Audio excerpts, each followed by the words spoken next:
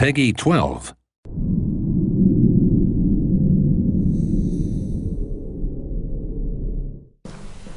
Welcome, heroes, to this combat demo of Might and Magic Heroes 6. I'm Noémie Verpeau, your community developer, and I'm going to explain how combat is handled in Heroes 6. Just a quick disclaimer.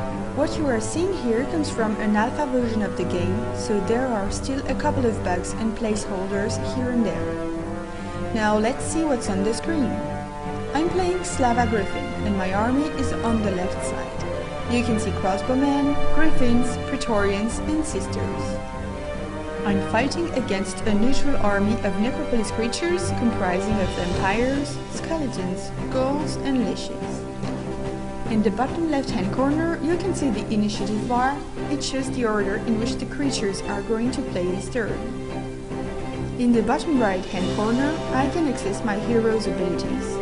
You can see the Might attack, the faction ability, and the spellbook. Next to the spellbook, you can see the quick access bar where I can put my favorite abilities and spells. Now let's start the battle. Vampires are fast creatures, so they go first. I'm using an ability called Heroism to raise the morale and luck of my griffins.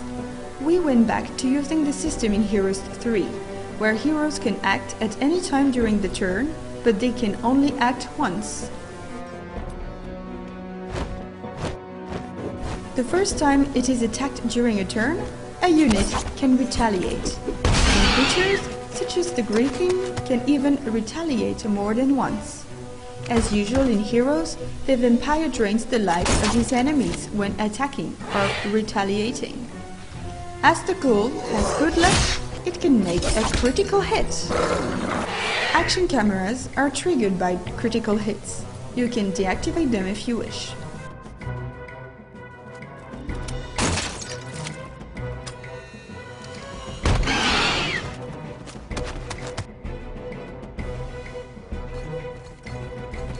Can you see the glittering effect on the Griffin? That's because I have moved my Praetorian next to it. The Praetorian is able to shield other creatures, thus absorbing part of the damage they receive. The Sisters of Helrath are support units, so their main purpose is not to fight the enemy directly. Here, my sisters are healing the Griffins. They can also resurrect fallen units as long as the stack itself hasn't been destroyed.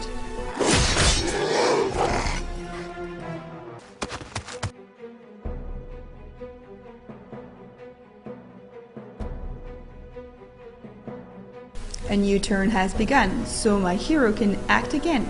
If I don't want to use an ability, I can also use a heroic strike with my hero.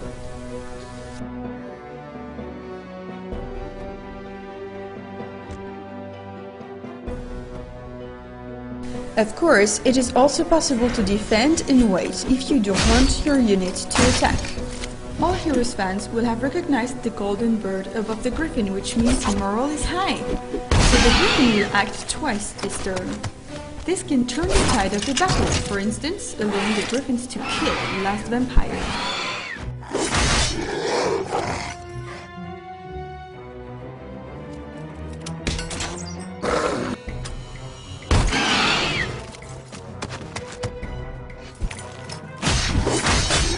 Once upgraded, the skeleton's attack spreads a web, decreasing the initiative of enemy units.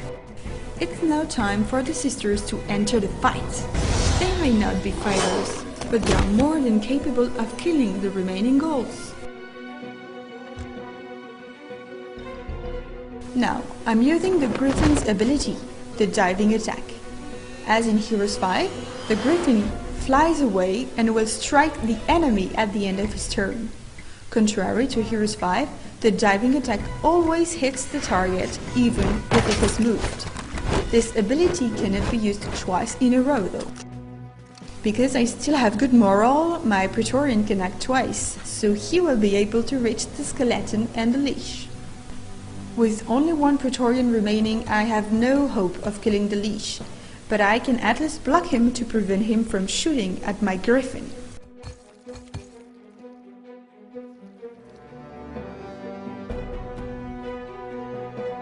time for my hero to destroy this sack of bones.